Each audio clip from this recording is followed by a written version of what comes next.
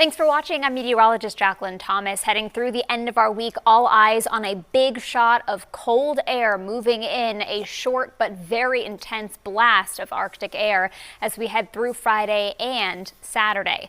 As that moves in, it'll create some dangerously low wind chills with strong gusts likely, especially as Friday goes on, and the coldest part will likely be early Saturday morning. We do have a wind chill warning in effect across the state. Wind chills 30 to 50 degrees below zero. You'll notice that temperatures during the day Friday will be dropping. So the warmest part of Friday will be first thing in the morning, and it will get progressively colder as the day goes on. The wind chills also pick up as we head through Friday, and Friday night into Saturday is when we see those most extreme potentials for those chills. And with that, the frostbite risk will be very high, especially Saturday morning. So keep that in mind. If you have to be out at all, make sure that you are using cold weather safety precautions. You are really covering any exposed skin to this type of air. It's just a matter of minutes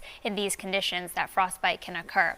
Otherwise, in the meantime, we are quiet out there today. We'll see a mix of clouds and sun, and temperatures today will actually be on the milder side before this Arctic blast settles in. Highs this afternoon climb into the 30s. And then as we head through tonight, we'll actually see that frontal boundary come through that will usher in that colder air, but it's also going to bring a round of snow showers or even a snow squall in parts of the state as we head through the late night hours, mainly after midnight and overnight. And then as we head through Friday, that cold air just settles in. Tomorrow's high temperatures, again, will likely be first thing in the morning with plummeting temperatures as the day goes on, but it's all about those wind chills. Even Friday afternoon, wind chills could be in the double digits below zero. And by the time we get into Saturday morning, 30 to 50 degrees below zero is what it could feel like across the state before we start to see any kind of rebound, and we'll likely